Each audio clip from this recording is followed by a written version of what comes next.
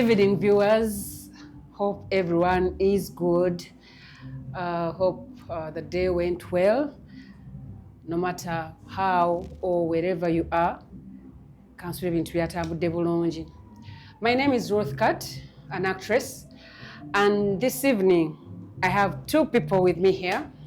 We have Monica Nansuga, who is also an actress, and we have Muzei Bwanika, the famous Muzei Bwanika with us, a producer. So today we're going to talk about the things that we have to leave behind us. Chiche tulina okuleka bachoge batya mu Luganda, what we have to leave behind us. Yes. In 2026. Between okuleka mabega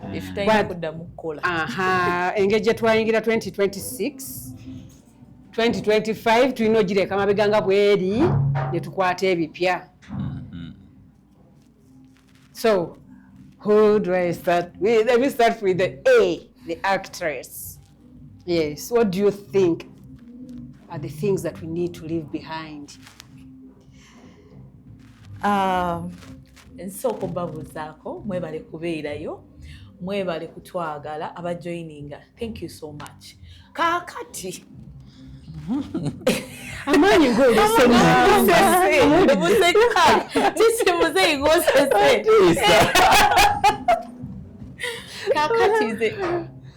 bingi bye tulina okuleka emabega nga tutambula okuye omwaka guno nga ba actresses, nga ba producers, nga ba VJs, as in the whole film industry. Nga nzizeeko eri ba actresses kyetulina okusooka okuleka emabega kwe kwetya.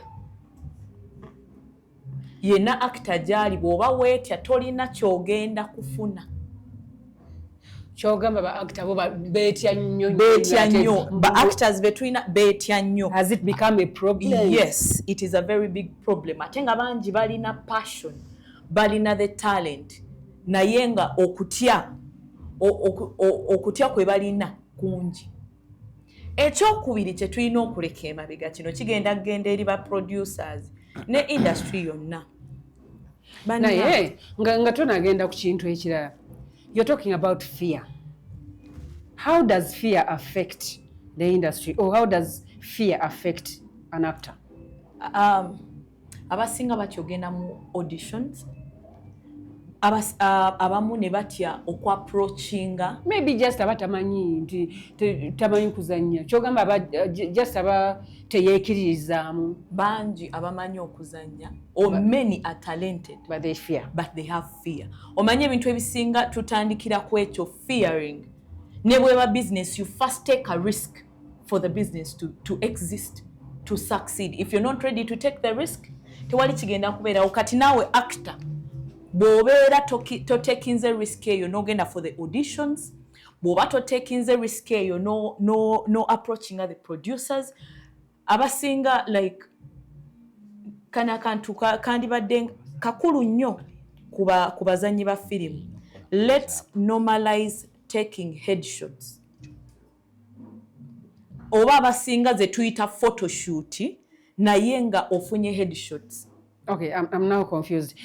Have we moved from the fear factor? Why I'm telling you and now that, we're going to the headshots? Why I'm telling you that is ekyokuba nti twetaaga okunormalizinga to take headshots. Abasinga abayina fear to go physically, their auditions zogenda okola with just that. Tandika n'ekyo. I'm thinking nti ate ekiraka bazanyi ekya fear bakitute wala nnyo. Kuba omuntu if they fear auditioning live, and yet there are also people that fear to audition behind the camera on their own so they can send in monologues. Katawamba sikitegera. Maybe the problem is with the producer's side. Obakanga. Awo mzee wani kaba asobola otubuulirawo naye nga tonnaba kutuuka ku ba producer nti fault nti kiyinza okuba kiva waabwe.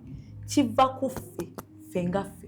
Because the producer is going to give you something to do obeere ng'otyo kikola? Is it because he's intimidating oba ekizibu kiri ku gwe nga Muzeeyi, what do you think Muzeeyi, about what do you that? think about that? Badde nange ngezaako kufumiitiriza but I think it's a valid thing okuga nti fear bwe nkifumiitirizaamu nange nendaba nga kiri valid to a reasonable extent.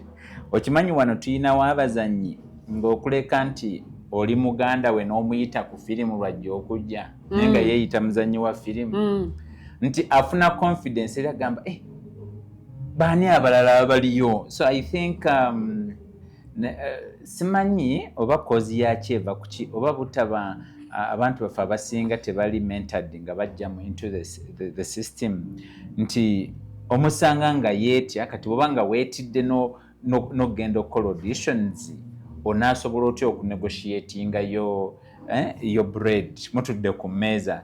So I think fear to a reasonable extent is the last thing we should fear kuba kisobola okutta ebintu ebisinga. Badde sikirowoozangako in that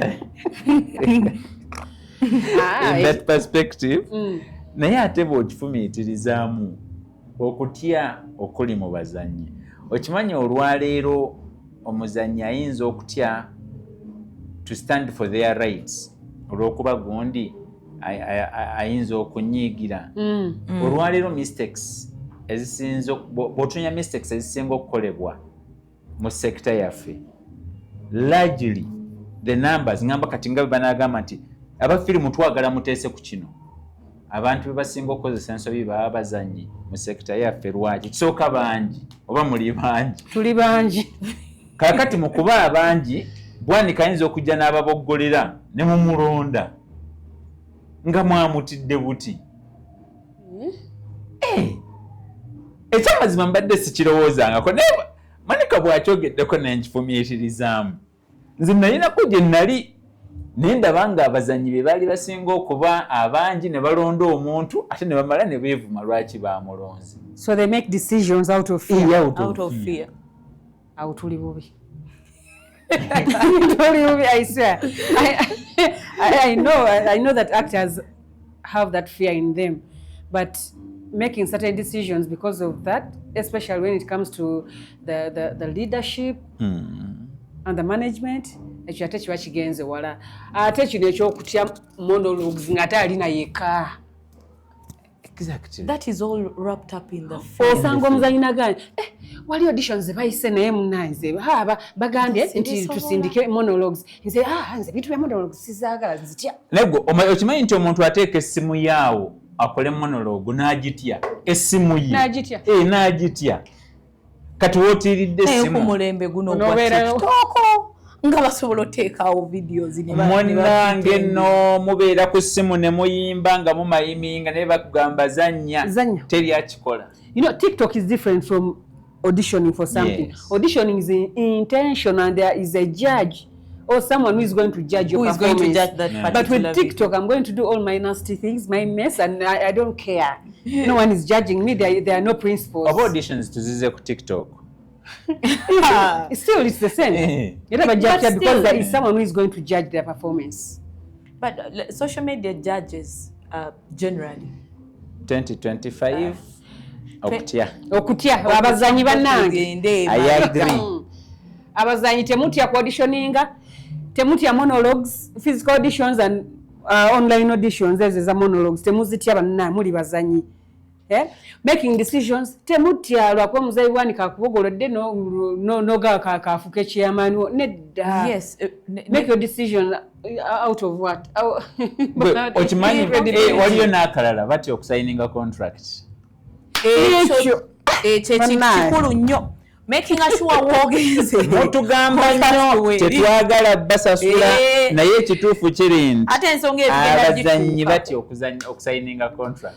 Kituufu abazanyi batya okusayininga ne listen, it's two way. ba producer ate bo basusso. Do you give the contracts? But nah, not even giving. Ba producer beba kyasinza okutya gondi okutya contracts. Ba filmmakers tutya contracts. That is general. Kikomawo nti omuzanyi fee gyalina agenda kutya because yeno set gye bamuyiseeko audition agenda kutya okugamba nti contract eriwa sente mekaze ngenda okubanga nfuna bangambye bagenda kumpaayo bikome mu 2025. So that is the contract. So that is for the actors. Point 1, fear factor should be erased, should be left to 2025. For all filmmakers. For all filmmakers, including the producers, the cinematographer. Twali tuboycottinga UFF abantu ne batya mbu bajja bammemmere bo ne batuvaamu. Ramere. Bannange fia ekome 2025. Bajja kunyima kandi ate nga njagala agenda kugundi. Agenda ku festival. Omukolo munene. By the way tukyalina bingi ebyokukolako, tukyalina bingi ebyokuleka emabega. So, Muzeyi Bwanika, back to the producer's side. What is that one thing that producers have to leave to 2025 and move with 2026? The one thing that producers need to leave 2025, but produce ekintu kyetulina okuleka mu 2025.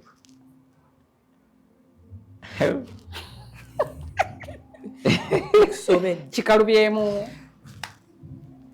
Kale anti katolomba neegamba nze. Anti olina okwegamba. You first think of your own fears. Film producer be Uganda ekintu kye tulina okusooka okuleka mu 2025 kwerowoozaako ffekka na ffekka. Obugalo.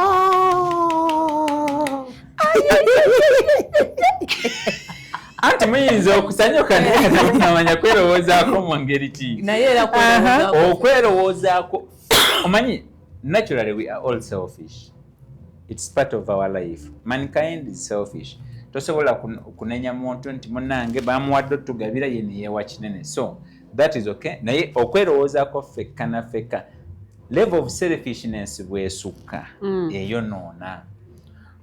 Njagala mbabuulire, yes, tubadde twogera ku fear nti bw'oba oli awo decision making, tufunye decision making nga nkyamu mu sector lw'okuba abazannyi batya gundi ananda batya.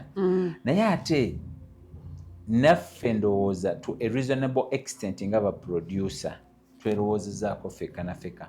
Olwaleero ojja kwesanga nti mbeera n'abazannyi ku set ne sibasasula ne sibawo yadde n'ekikumi ne ntuuka firimu ne ngitwala mu festival ne nfuna ekirabo nze ne mba satisfied nti nafunye ekirabo. Era mu ngeri y'emu neŋŋaana n'okulaba nti mbeera nteekawo oba nwanirira akatale akayinza otugabula ffenna. I think kuba ebizibu bingi nnyo ebyaffectinga sector yaffe. We are facing so many challenges. Naye ekizibu ekisinga okuba ekinene kyekyakatale. Lwaki? Bannange omuyala tayiiya, tategeera. Wava olugero lw'Abaganda olugamba nti akusinga akukubisa gwokola ki? Gwokutte. Omuntu ng'akusinga ajja n'akuggyako omuggo gw'okutte n'agukubisa.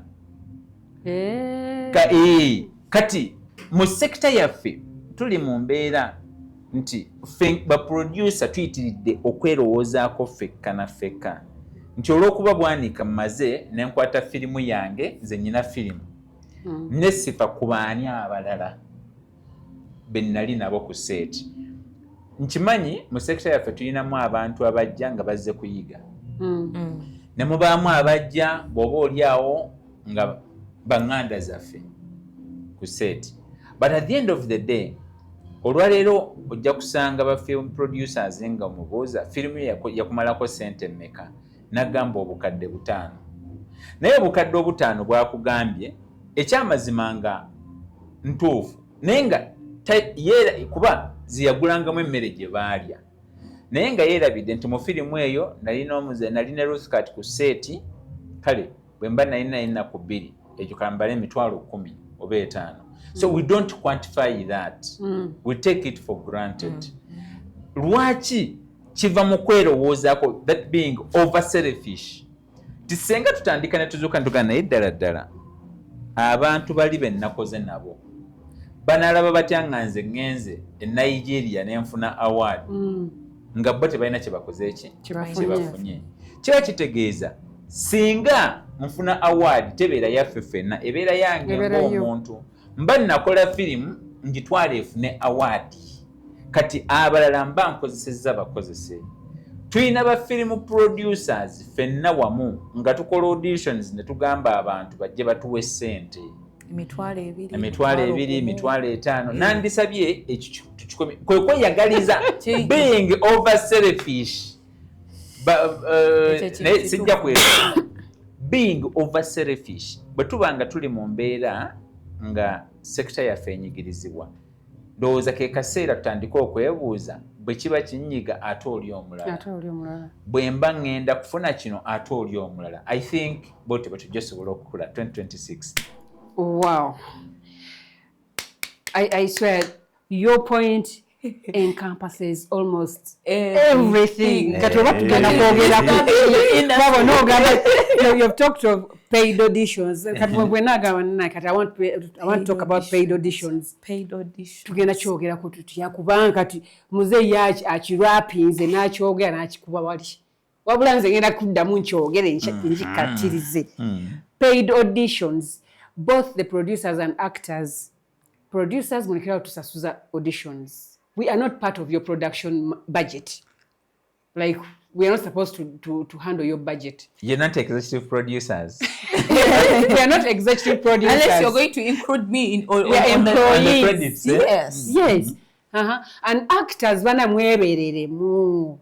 Wachi bagamba jango osasula ofuna omulimu nawe nogera n'osasula ofuna omulimu onoonya omulimu ate bakusasuza okufuna. I think ekyo kizibu kiva ku desperation in the actors. Yes. Wetuleeterawo kino. Let's stop being too desperate. Nga muzeeyi bwagambye omuyala oba akola ki? Omuyala talowooza. Don't be too hungry to devalue yourself. Manya nti I'm a product oba I'm a brand oba ndi mukozi nzize kukola bansasule. Si ate nze nsasule boss wange asobole okunsasula ku ssente ezo ze muwaddeko. There are producers I know that always their auditions are always paid. Anti awo bwe tulina okusalako. They are always paid. And by the in most cases I blame the actors so much. They have done too much to destroy our own selves. We accept a lot of nonsense. We accept a lot of nonsense. We devalue ourselves. Tetwerabamu makulu abasinga bannange twebereremu. Tubeerawo ne tukola ebintu ate ne tunenya ba producers. But producers bayinza okubanga balina their own faults. But we also help them and escalate the faults. Producer wabanga alese injustice, why do be a catalyst? No yongerako. Manya nti kino tekinkolera ng'omuzanyi n'okola ki n'okistopinga. It is us that are going to stop the injustices that are being done to us, the actors. And the producers are the ones that are going to stop the injustices done to them. Ate ng'ovudde ne kuba producer, by the way guno omuze gwatandikiddwa ne ba VJ babeera ku TV like nga bino bye babeera bakola soaps and everything. And the VJ is like, leeta ye emitwalo 2 ojje mu audition. And I'm like, oh. Hey, ba VJ? Yes. Wane waffe? Soaps. Ne bayisaamu obulango. Soaps.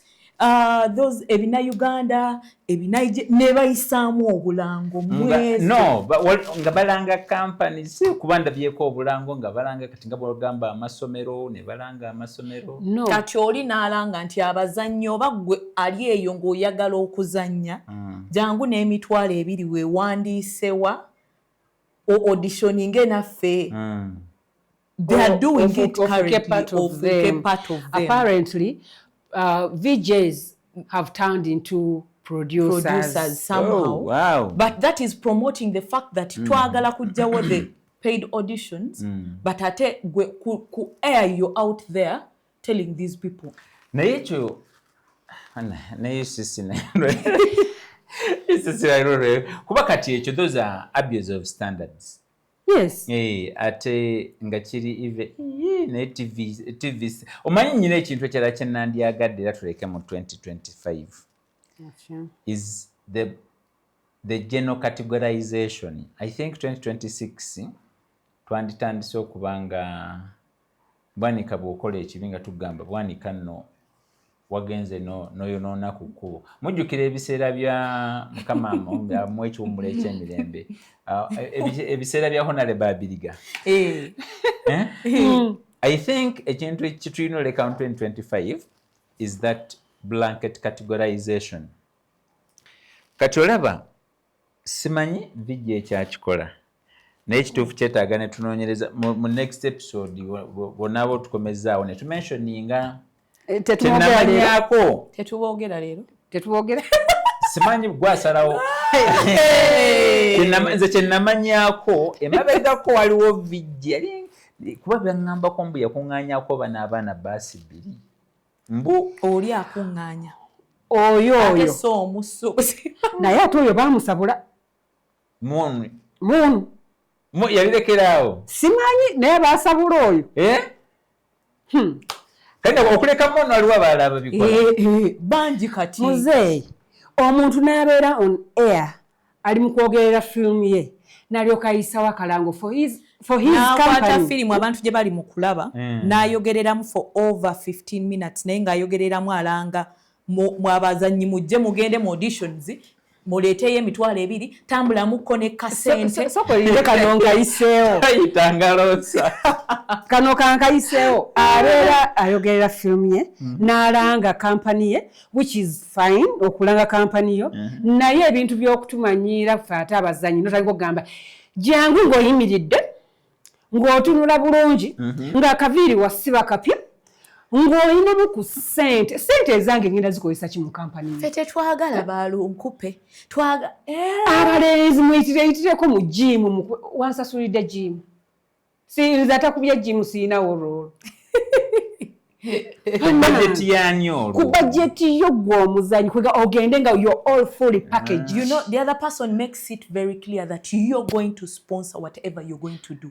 Ne kano jangu ng'oli mulungi abawala mujjenga abaali tetukolekireetera abaana okutya.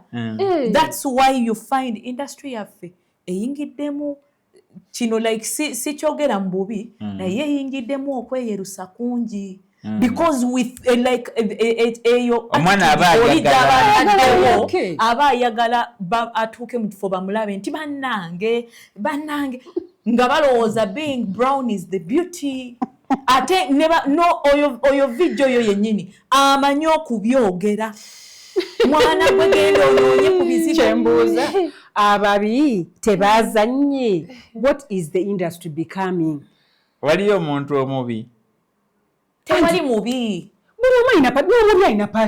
That is body shaming. That is shaming someone agenda feeling uncomfortable yagalagana. Wabula jangu ng'oyimiridde olina omubiri oli bulungi olina ssente abalenzi muyitireko mu jimu. Naye let me ask one mu Uganda tulinawo regulatory body etwala zi guilds simanye oba kiki nga is a government body because tuyinza okuba nga tuli awo nga we are dealing with a symptom naye nga the cause is different.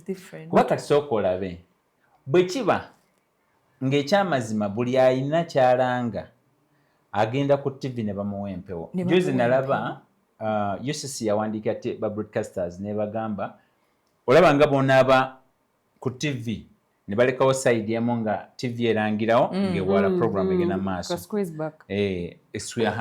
back oba split screen ne UCC ne bawandiika ne bagamba kikyamu era bagiddamu ne bagigamba oli mukyamu nalaba NAB National Association of Broadcasters ng'ebazzeemu kati ne neebuuza bwe kiba nti esobola okulaba nti kino kikyamu yadde kiba kituufu kiri ekikyamu kyo tekiraba because bwe kiba ng'oli agenda ku TV UCC etegese Uganda Film Festival enfunda nnyingi ekola workshops training upcoming actors and actresses kyekirwaki nze mbagamba nti ensonga ya Uganda Film Festival boycotting paka nga UCC ekoze ekituufu kyaffe ffenna wano weeva nti UCC emirundi gye trainings abantu abo monitoringa TV stations zino 24/7 vijje nayita abantu kale tugambe filimu maker kwa nagamba vijje tekitegerekeka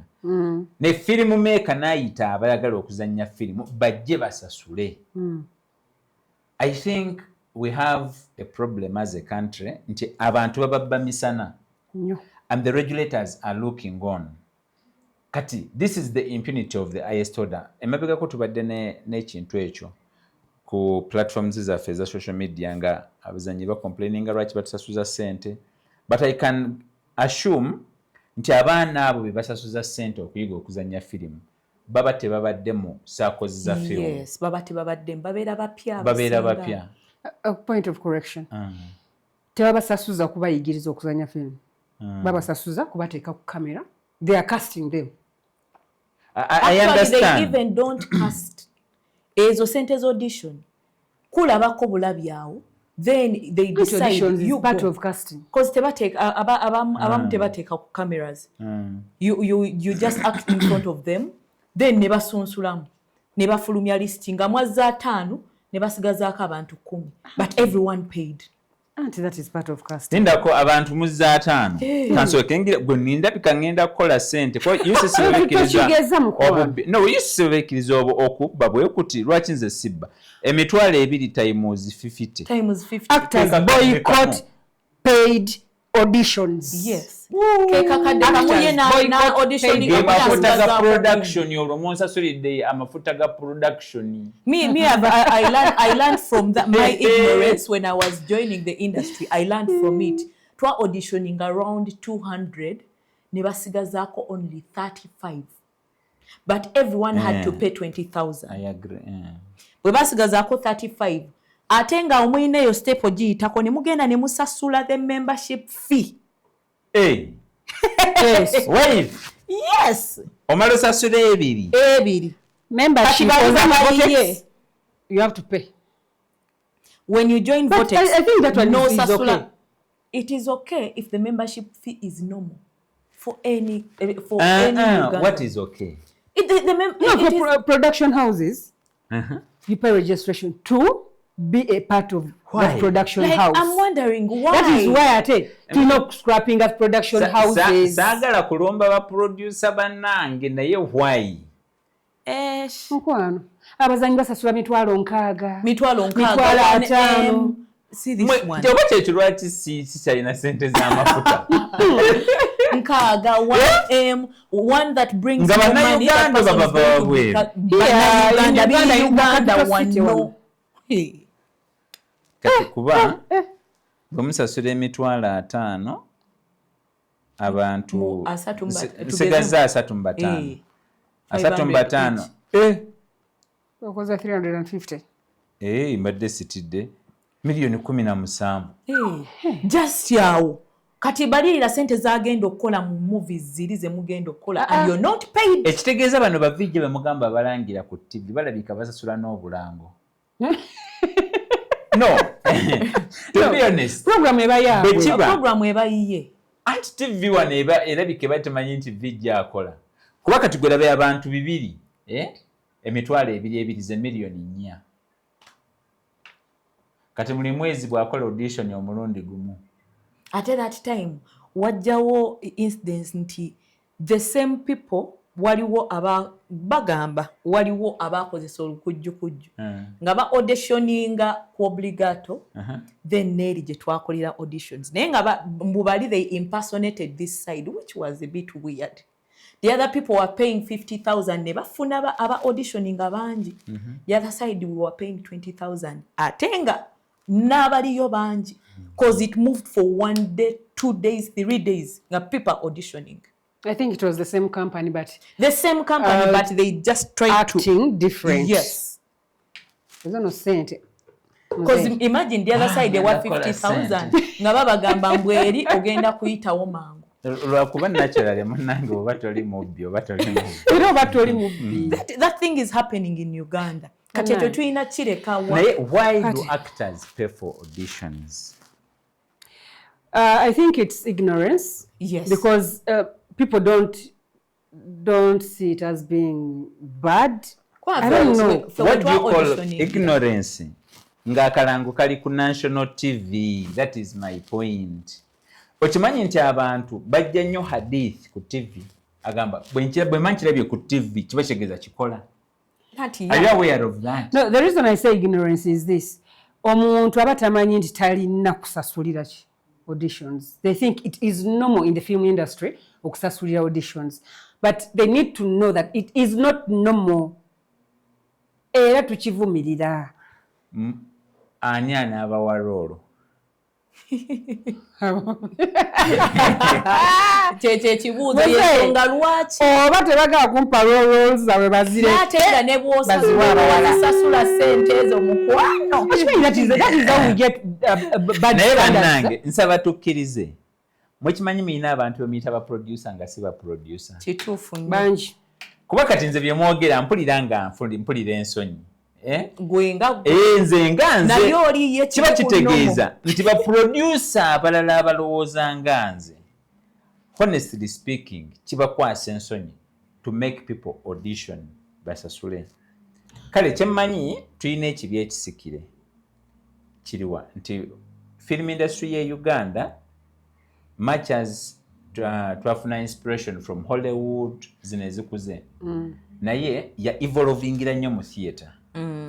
Kati mu theatre kikola nti bw'oba muzannyi mu group emu tozannya mu ndala oba mukitegeera lwaki nti edda bwe twabeeranga mu theatre nga mubeera n'omuzannyo gumu ne mugutambuza omwaka mulamba kati nga eno weekend muli Masaka weekend eddako ne mugenda e Mubende weekend eddako ne mugenda e Kawempe so omwaka mulamba kati ojjukira omuzannya Kalabo Kantale Mulago Theatre Kings ndowooza gwamalako ebyemyaka nga 8 abazanyi ne batuuka n'okyuka ng'abamu bavudde mu group bagenze naye nga gwokukyakola ki so ideally kizibu nnyo okuba n'omuzannyi nga ogenda mwetaaga ku buli weekend.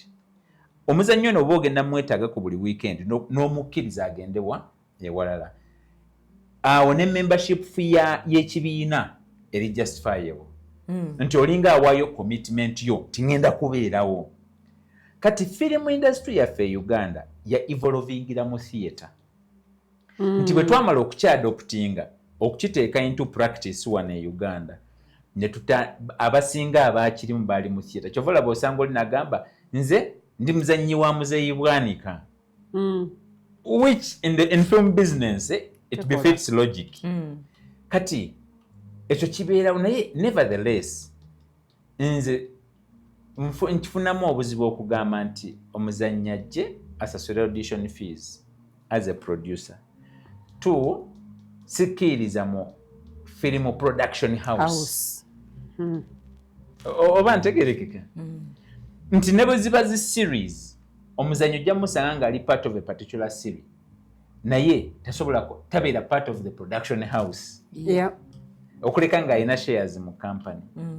So ndowooza tulina ekizibu actually from this discussion ntandise okufuna ekifaananyi kituufu nti bulijjo complaint eriwo naye nga bw'oba oli awo eteekebwa kuba producers in quotes nga si ba producer kuba kati tubadde tuga nti waliwo TV kubalako ba vijje abayita abazannyi kiba kitegeeza vijje ono yafuuka producer.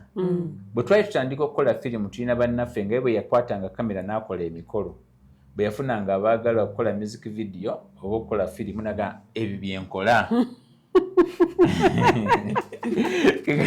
Kuba bonna babeera bakamerameni.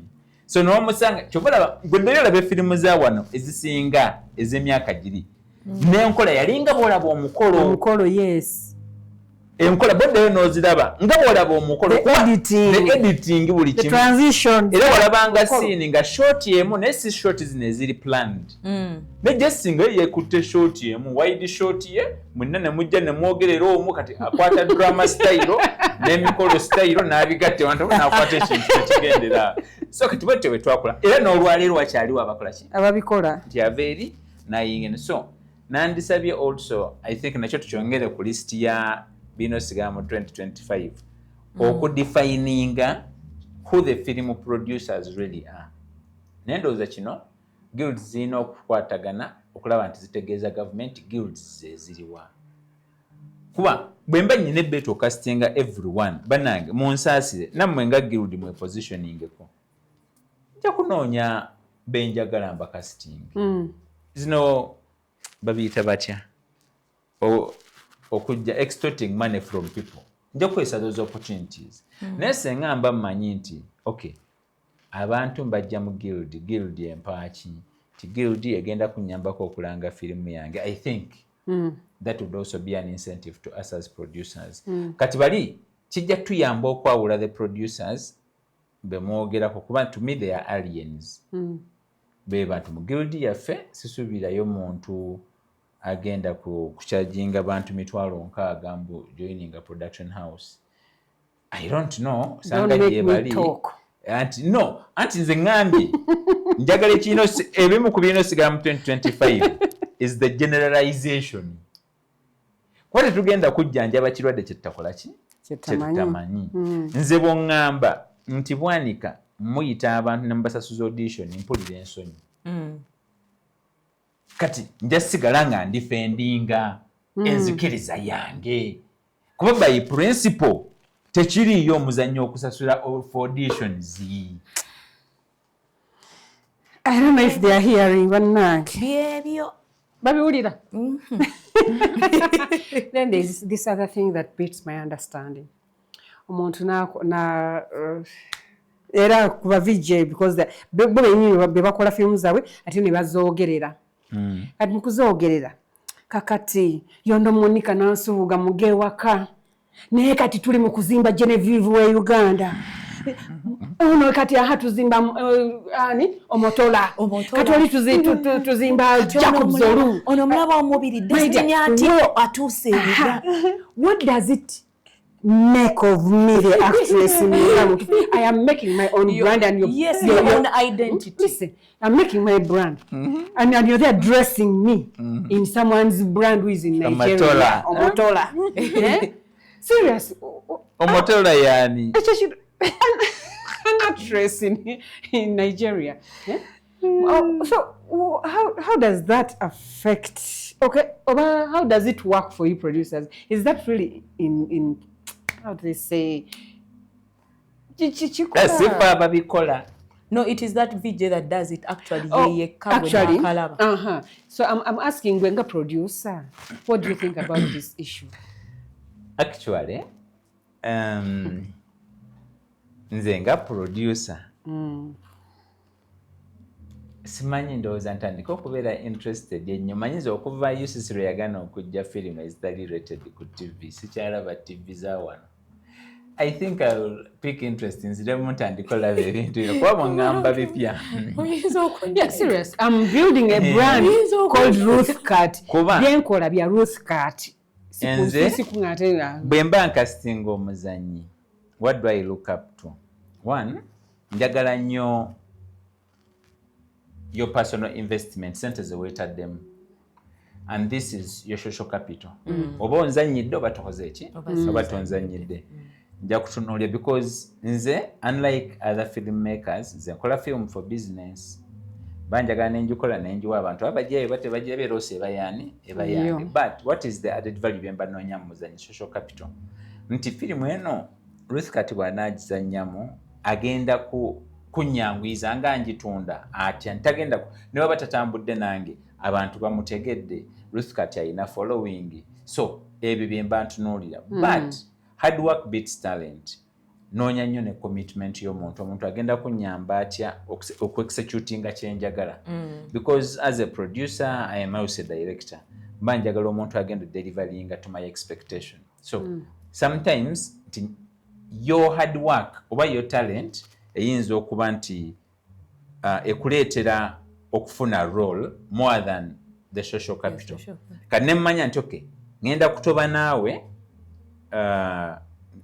so ngenda kufuna obwangu mu production kuba omanyi kyokola ate okyagala naye ngenda kutoba okutunda mu bantu naye bwe banaaba bakulabye bajja kusiima so ebyo ebintu bibiri bye mba nnoonya and as a Ugandan producer I've never kati mwabogedde omotora simumanyi I know Genevieve of course yaliko nnyo ku TV so many things I know a few of them naye njagala nnyo nange okuba nti tuyina abaffe so I'm shocked okulaba nti somebody does a film kuba nkitwala nti oyo vijay yaba yagiproducinze yes naye n'awaana oli omulala other than mu character Onowe. yono Simanyi bwe bakola sente I don't know probably what industry they are building naye osanga nabo twandiwaddeko omukisa ne batunnyonnyola ne batugamba nti olaba tuyinza oba tuli wano nga waliwo film industry gye bazimba e Kenya nga ye Uganda nga tetumanyi kati ye nga bw'aba akyogera akigamba bali kati gwe bambi ne tudda wano ayina ne wabagambira eno mu maaso eyo tujja kugenda e Nigeria tuzannyeko n'abantu bano kakati ono omulaba ono kati ye niwaramuze wa Uganda you know that is encouraging like chine engage capturing omuzanyi mind ngagamba nange mba nsobola okukola bwenti but sinti ono yegundi wabula ono yegundi tumuzimba kuba kati tuli mu kuzimba Nwaramuze owe Uganda lwaki siri tuli mu kuzimba Mukasa in the actors side nane kamboze mu actors guild mwinayo ba celebrities nzuno pulira nzuno kati naye ng'ekyo kiri awo bana sibuuziza nti simanyi naye njagala n'abalabi tubeere ffe eri abalabi baffe bwe kiba kisi kyekyo oba omanyi nyinza okuba njogera ku Lwamuze kuba gwe nkola ki ng'omanyi soogera nti nze ngamba oli abyogera nga ayogera ku Lwamuze kuba ye mu mutwe gwe amanyi Lwamuze netamanyi Ruth Kat is there a way bwe tusobola okutandika okuba nti n'abantu baffe tubaleetera okugamba nze natandise okukola films z'abaana like high school movies with these young people naye I'll give you an example twali ku set and then Nalmansi Jackie najja because to me Nalmansi Jackie is a star bwe yajja one of the kids nga yalabye their dream person era n'agamba bannange olaba nze ndabye ku Nalmansi obategeera naye nange ekyaŋŋambisa Nalmansi manyi mwana njagala oba mutwalo gwange oba 15 zange ojje ku seeti yange nga njagala omuntu agenda okukola ki okukola added value yes when I see this kimpe subi nemanya okay we have stars in Uganda I don't know mwenga guild is there a platform mugamba kati promoting aba stars baffe do you do a rollout nemutandika okujjukiza ku bana Uganda ba stars bebani kuba nze nyina bemanyi because ndi mu sector but what do you do mwenga mwe on the side of the Actors Guild? Right now we are putting our actors out there to the public through our social media platforms Nekyenyinza okugamba, we cannot do this alone, or Ruth alone as a leader, or our entire leadership team. We cannot do that alone. We also need these actors to participate. Because the actors, we have a lot of actors. We cannot handle them on our own. Kati ba actors now balina okwebereramu nti balina okubuilding their social media platforms ne zibeera busy and visible. That is what branding. They need to brand themselves n'okufaayo.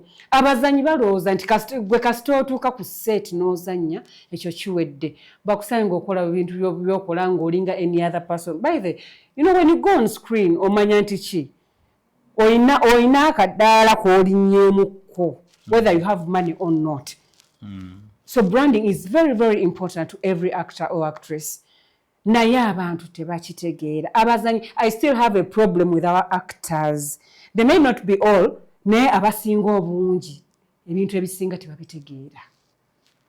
We are trying so much to sensitize or to teach our actors ekintu kya branding n'okikkattiriza nnyo kubanga that is one of the biggest thing that an actor should be doing, branding.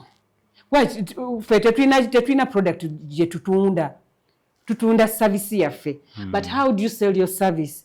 Brand yourself. Be visible. Osobola okufuna ki? Market. Market value.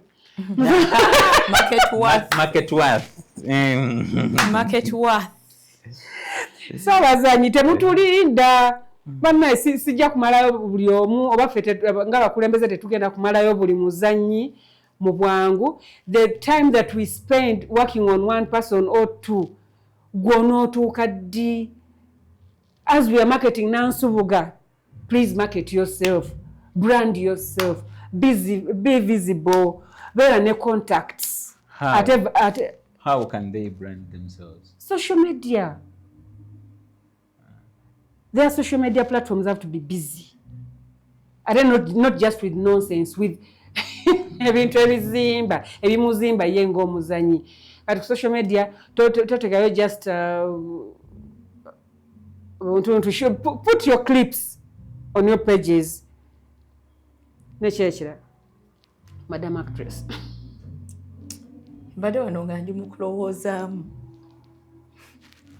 Ne ngamba like tulina a lot of people mu industry balina smartphones. These are like most of them are illiterate. They need sensitization. Ogenda mugamba TikTok yamanyi kutapinga wano. Nakona muka plus sign, nakola video, nanyiga post. Tamanyi all the other terminologies you're going to do to have to post things. Tamanyi nti oba waliyo ne app esobola okuyambako for you to chop your clips, then adding up clips zitandika okunyuma for people to be interested nti agenda nakutapping up following atandika okubanga your content pops up all the time. Tubalinanga smartphones ziba zirina naye nga ne platforms nga platform jaliko yoka is TikTok, WhatsApp. Tebamanyi X, tebamanyi like Facebook is not, but tebamanyi all these social media platforms where you can build yourself from. Nenga amasimu bagalina cause now these are very ola no mwana omutai na this phone. Bamanyi shoot, post. Yes. Shoot, post. Atenga amanyi we no shoot. Caption. Na kwata bwati oba nateeka wali ku kidongo ne yekwata nakola ki? Na postinga. Nenga tamanyi nti there is a quality jogenda okwetaaga okupostinga for your video to move fast. Okitegeera. There are things byotagenda kwetaaga kuteeka in this particular video or in your content for this content to move fast. Tebamanyi limitations TikTok has. Kwa mulimu videos zegenda okusala. Ezitagenda kutambula yagalagana. You see? Ebyo byonna tebabimanyi. So sensitization also needs to be there. Nature ebifaananyi bya posting, stop posting just self no bubi. Bonna mugenda mu studio kasente katini nnyo, go take a picture that is going to sell you. Abasinga balaba abayimbi nga beekubiza ebifaananyi bya Valentines what and they think it is because Malala ono alina sente. those photos are not so expensive. Bana si malala ate sinti balina sente nyingi. Naye chikuputinga out. Chikuputinga out kati nawe bokera kumacha oli akera kumacha na akulaba no in case you're in a place. Zijukira lo wetwali and some gentleman was like, I know you. I'm like, where have you seen me? Are you an actress? I've seen you in a movie. I go to church and then there is a priest that had just come to church. Then he was like, hello, Monica. I've seen you in a movie on UBC. And I'm like, oh. And this guy didn't know me. So, move your navy to call a finger by actors to making sure you're out there and on point. Some time back, I think it was around 2014. Yeah, it took over either 14, 15. Nali were scouting. It took over 14. Kuala verdict in 2014. Tried to scouting locations. The true kanga toine nyumba je twagala. Omusajja n'atubuuza biki ebibogerako. Ne tumugamba manyi nenzjayo ID nenzikuba ku mmeeza nemugamba nze amanya mzee bwanika manyi biki ebibogerako. Ekyamazima omuzayi ng'ate musajja yali musajja ng'amukulu nenduka nengamba ono musajja ayagala tulemesa bulemesa bw'aba atuma location yagitumme. Ekyavaamu n'agamba bannange ekituufu kiri nti mulaba ID eno gye mumpadde nti musobola ogifooginga. Naye njagala kumanya who are you ani abamanyi? Are you anywhere? Nemugamba kati kasitoteekawo mu Google n'oteekamu ojja kukula. Aha, okay, now you're talking. Nteekamu ani? Naga osobola oteekamu gondi muzeeyi bwanika. Naga ate Facebook page. Nga ye kyayagala akulabe. Emyaka ng'ena gw'ayagala. Ayagala ewuwe yadde ogenda mumusasula. Naye singa akuwa ennyumba eri that worth n'okola ekikyamu. How can he even trace you? Ye value associated kuye kuba yatuuka n'agamba olaba nze sinti njagala sente zammwe ze mugenda okumpa. Naye I would want a value that I am comfortable with. Kanti bwe yatunulira social media pages nadde emabega what have you been doing the last 2-3 years? Ngali kusimye yakebera kiba kitegeeza nti by the time agenda otandika okufuna confidence mugwe nga amaze ofuna the different recommendations eziri online alaba abakuvuma nabakwogerako obulungi. So something of that sort. So I think it's important for actors to take it upon themselves. Centers wandi wadde producer for auditions gezitwale okole photo shoot. I also stamp that photo shoot for 2026. Nekiraba naye abazanyi temulowooza nti zino firimu zetuzanye zaba producers bokka kale zaabwe monetary wise, but what we are to building ourselves, we also gain from these movies when they are out there. Ozanye firimu tofuddeyo wa firimu bagikubiyewa, tofuddeyo nakusharinga ne bantu bo bamanye firimu kize gye wazanyamu. Mugambe konze nali mu kiri mululu banaye genda olabe mu kiri mululu eri ku gundi ku platform bweti na bweti, you will see my performance. Genda abantu bagambe where you have acted, which movies you have acted in, so that bakunoonye. Okimanyi nti oli abazanyi nga bakazanyako just even 3 movies they don't even know the titles. Actually nekyo nsaba kisigale mu 2025. They don't even know the titles. Abazanyi okuzannya mu films zaffe mutazoogera nako nga mupostinga. Bannange nekyo nakyo mukireke mu 2025. Bw'oba ozannye mu firimu yange bw'oba opostinga abantu babuulire bannange nazannyako mu kafirimu kano kali ku platform bweti. Kati e Uganda tuyina naffe streaming platform eyaffe tokyabonaabona. Firimu ya siringi 15. Bw'ozannyako mu firimu yange genda ogamba abo abagizi bo nti bannange nze nazannya mu firimu bwenti eri wano. Bagende bakulabeko ng'ozannya bagoba n'akulabako wa omuntu n'akubuuza mpozi ogambye oli muzanyi wazannya mu firimu ki? Eri firimu ya oba producer we bali bamuyita why? You don't even know 3 of your movies. oli muzanyi kikaki. Oh, And right. if you have so many hundreds of movies, it is very normal to forget certain titles. naye ina satu Ina satu, ina tano. You can't even mention two. Owaye nali mpitawo awo ne bangamba nange nzijje nzannyewo. Kati ate ne tuddayo ku fiya eri nti omuzannyi agamba atya n'okwogera amanyi bulungi tayito, amanyi omuntu ayinza okujja firimu naye atya mulaba ng'azannya. Why are you scared of your performance? Give them the title of the movies and where they can find them. Bagende balabe bakuwe that judgment oba criticism. Bakusale umanye nti okay nyimiridde wano. Bangambye akantu kawadde kabulamu. Oyongereko. When will you add? Omala okuzannya n'osirika nga tofunyeyo omuntu akusalako ku kinankani akuteekako ka judgment gw'onoomanyi otya nti oba wazannye bulungi oba nedda. Abantu nonga batulimba ku seete wabula okikubye. egenda okudda twakusazeemu nga bakusalaasala bwe bakulaga bati bakulaga 1 second no less than a second. Ate oba otuludde eri ng'oyogera. Naye nga dialogue zizizo balaga omuntu gw'oyogera naye. But why? People normalize talking about the movies you've been in and where they can find them. Bagende bazirabe bakugambe kye bakugamba oba bakusabula bakusabule otereeze. Oba wakuwaana omanye nti ye ndi fine. Ate era that is how a person can weigh himself. Anti kati olaba of recent nina omanyi nze simanyi kukola auditions ndowooza nazikooye kati mbadde ngezaako kukola scouting. You handpick. Nga nkola scouting abazanyi be nga nina omuzanyi a particular character gye njagala. Ne bamuŋŋamba akola ku TV. But do you know what? I went on just social media pages. Like 5 people.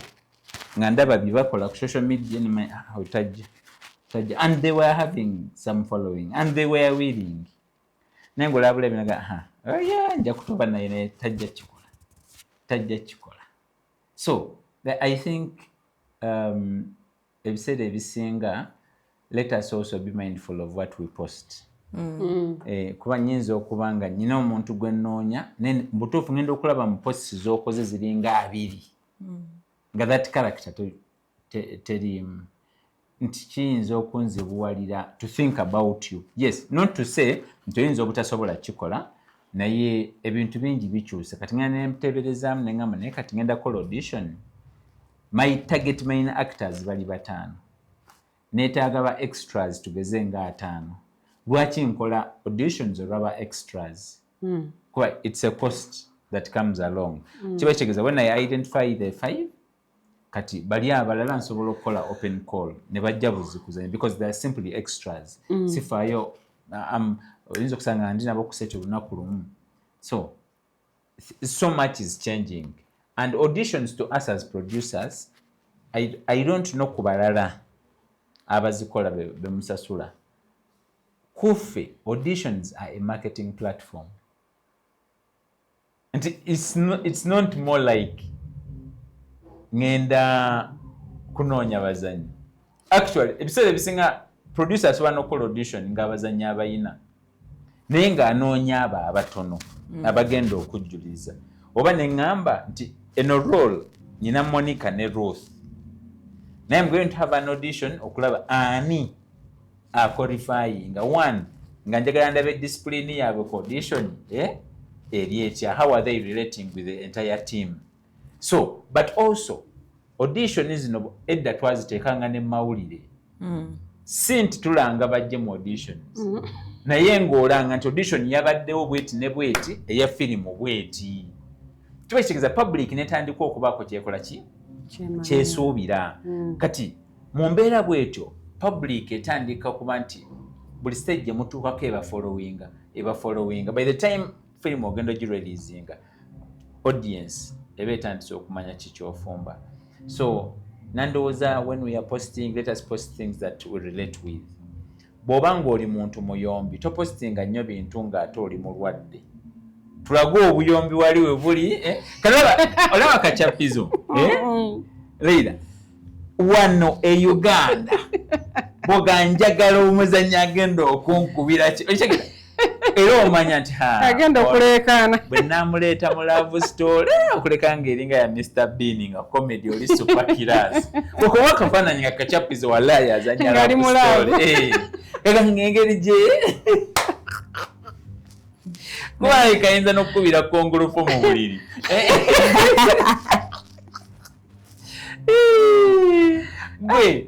kakati so I think when it comes to branding, let us be mindful of also what we are posting in that line. Which it is. Anything else, Monica? Mwabazanyi abasinga okubeera n'ebizibu. Nze ndi muzanyi naye nawe oli muzanyi. Yeah, we have a problem, a serious problem. Ate bwe tetwefuddeeko. Bano bakyatulya nnyo. Abazanyi ne ba producer bani abasinga ebizibu? Ba actors. Yes.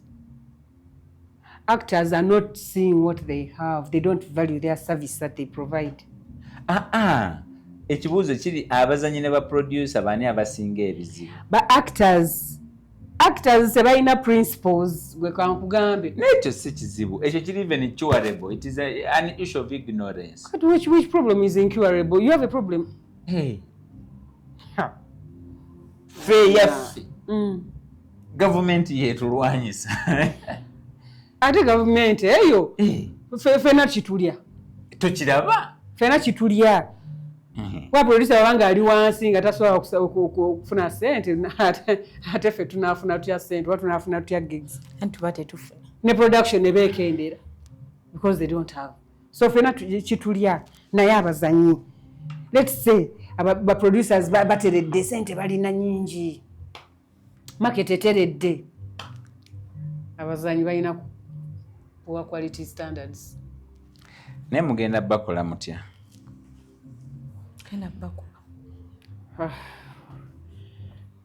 We are thinking of so many things to do for them because we want to engage them in things like workshops to talk to them, but take a workshop nobayita wetulirayo naye bajja oba bagala transport refund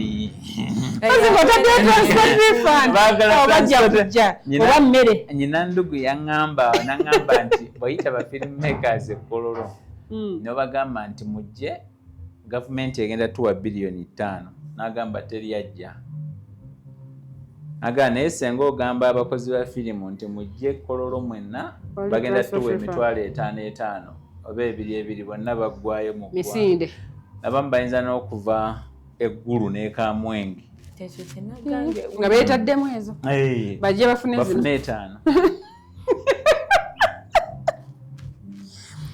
filmmaker gwe mmanyi bali ku production ehoyima n'awulira nga bategese olukuŋŋaana lwali wano ku Africana n'ava ehoyima n'ajja ku Africana ali emmere si Africana eno kino ekizimbe ekiri wano era kiri opposite na Africana ekyo ewali Tweed High Court awo bali hoyima nga bali ku set n'awulira nga bategese olukuŋŋaana kweyo hotel eri awo n'alinnya n'ajja obadde hoyima nga muzanya kiki mwana mbadde sobola kusubwa eno mmere n'ajja n'alya emmere ne bamuwa transport refund we gyali emitwalo ejja n'alinnya era bwe twali tunyuka naga mwana nze nno ndi ku seeti ense nyina okuba ku seeti n'alinnya n'addayo hoyima bamalirize firimu nga tasibiddwa mmere na transport refund.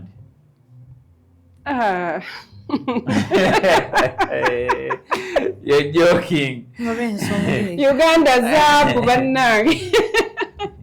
Anyway, tulize ebyo from the actress and from the producer side.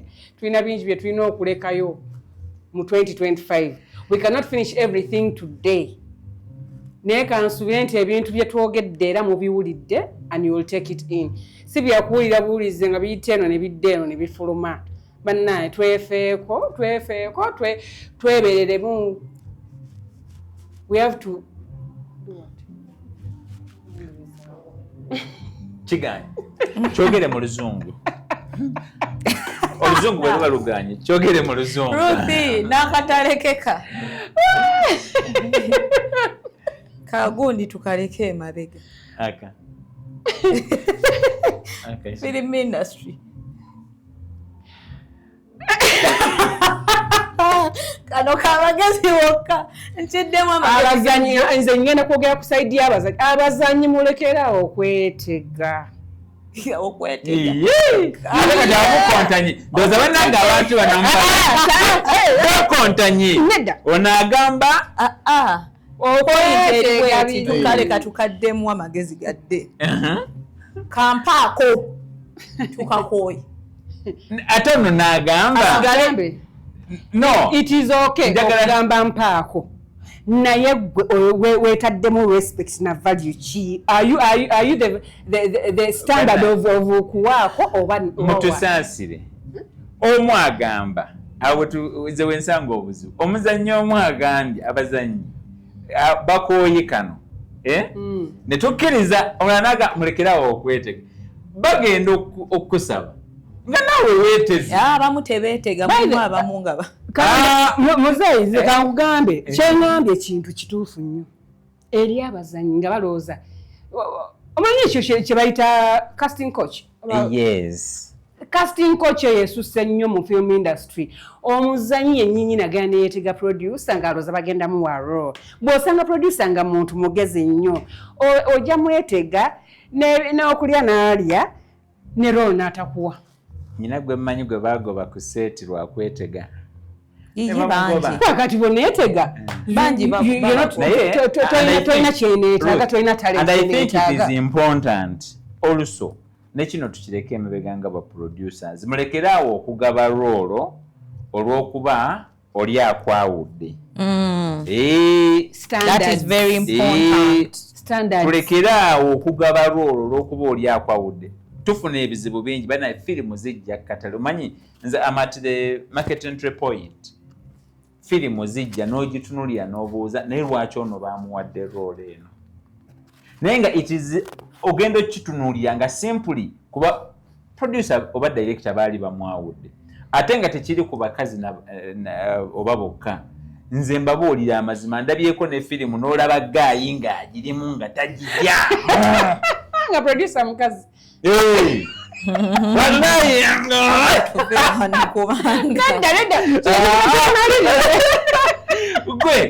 I'm telling you, ate omunanyiza njazogera title.